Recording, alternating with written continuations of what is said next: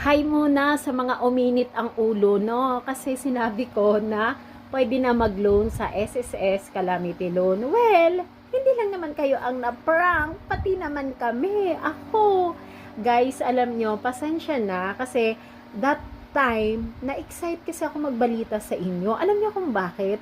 Dahil galing pa ako nun sa work, yung SSS company representative namin, ang dami niyang sinertify na nag-loan ng SSS Calamity Loan.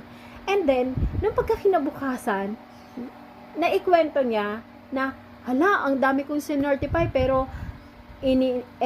dinis-approve lahat ni SSS. Kaya ayun, na prank. It's a prank. 'Di ba? Yung na-excite akong magbalita sa inyo na available na yung Calamity Loan. So, ayan, Gina G kayo. Kagigil, pakurot nga. So, dahil doon, so dapat no, nag-video din ako na sinabi ko sa inyo na lahat ng na-certify nila is dinecline ni SSS. So, it means may problem or nagka-problem si SSS. Parang alam niyo yun sa Facebook, yung parang nagka-glitch, ganon.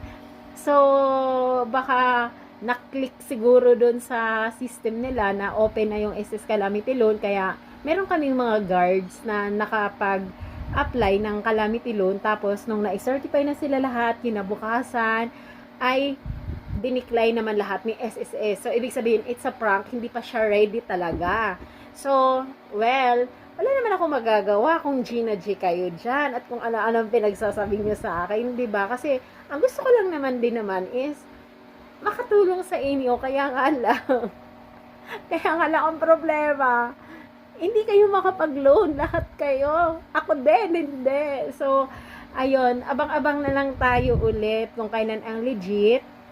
At hindi nga pala ako nakapag-video. Supposed to be dapat may video ako na, uy guys, sorry pero since busy ako sa work.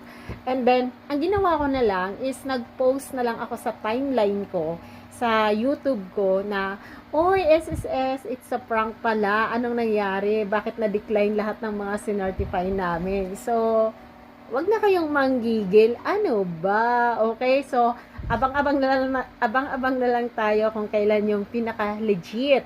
So, ang sabi-sabi naman, ang chika, mga August 6 daw. So, abangan natin yan sa August 6 kung legit na talaga yan. Okay? So, tama na guys. Kalma na. Huwag nang mainit ang ulo. Okay? Oh, siya. Bye-bye.